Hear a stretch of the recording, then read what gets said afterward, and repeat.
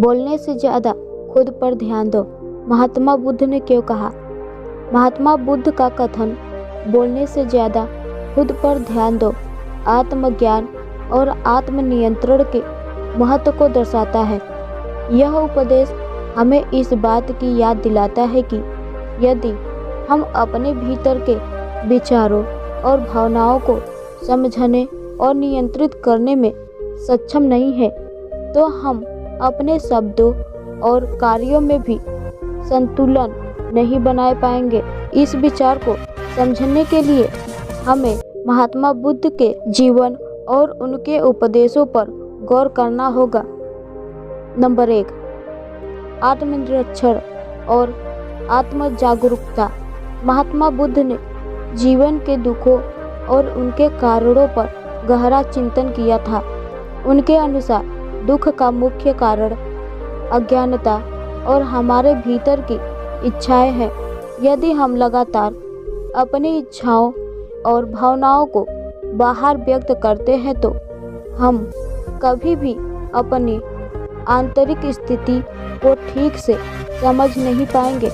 खुद पर ध्यान दो का अर्थ है कि हमें अपनी आंतरिक दुनिया, अपने विचारों, भावनाओं और प्रतिक्रियाओं को समझने का प्रयास करना चाहिए। जब हम अपने भीतर की असंतोषजनक स्थिति को जान लेंगे तो हम इसे बदलने के लिए कदम उठा सकते हैं। नंबर 2, वाणी के प्रभाव को समझना। बुद्ध के अनुसार वाणी हमारे मन की स्थिति का प्रतिफल होती है।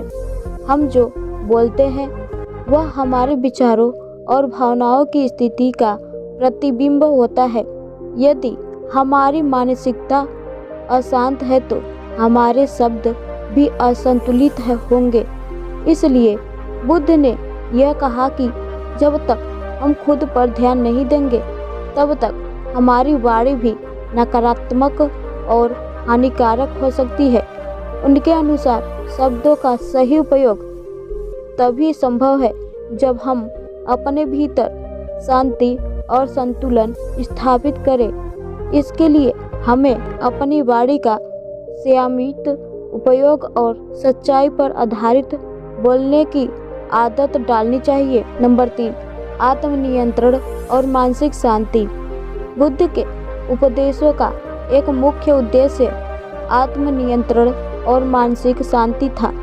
जब हम खुद पर ध्यान केंद्रित करते हैं तो हम अपनी भावनाओं, विचारों और प्रतिक्रियाओं को नियंत्रित करने में सक्षम होते हैं।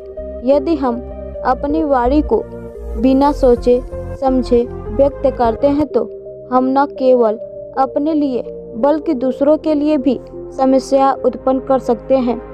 बुद्ध ने सिखाया कि वाणी से पहले मन और विचारों का सही होना जरूरी है।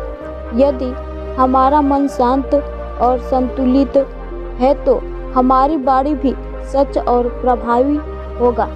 नंबर 4, वाणी का असर और समाज पर। बुद्ध ने यह भी कहा है कि हमारी वाणी का न केवल हमारे जीवन पर असर होता है बल्कि समाज पर भी इसका प्रभाव पड़ता है। हमारे शब्दों से दूसरों के जीवन में सुख या दुख आ सकता है।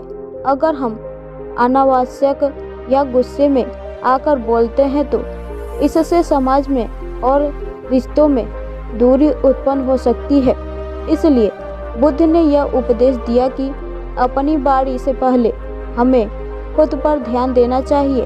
जब हम अपनी आंतरिक स्थिति को समझेंगे और सही के साथ बोलेंगे तो समाज में भी शांति और प्रेम फैलाएंगे। नंबर 5, प्रारंभिक ध्यान और साधना।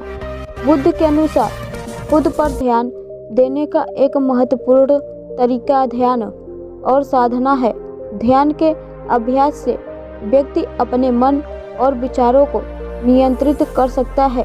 जब हम ध्यान करते हैं तो हम अपनी आंतरिक आवाज़ों और विचारों को पहचान सकते हैं जो स्वाभाविक रूप से हमारे शब्दों में बदलाव लाती है।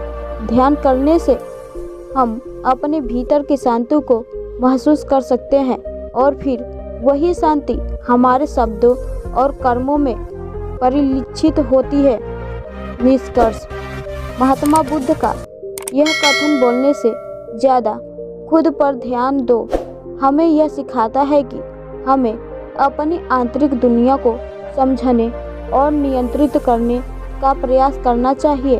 अगर हम अपने विचारों और भावनाओं को सही दिशा में रखेंगे तो हमारी वाणी भी सकारात्मक और प्रभावी होगी। बुद्ध का यह उपदेश आत्मनिरीक्षण और आत्मनियंत्रण और मानसिक शांति की दिशा में एक महत्वपूर्ण कदम है, जो न केवल हमारे जीवन को बेहतर बनाता है बल्कि समाज में भी शांति और श्रद्धा भाव एक महत्वपूर्ण कदम है, जो न केवल हमारे जीवन को बेहतर बनाता है बल्कि समाज में भी शांति और श्रद्धा भावना फैलाता है।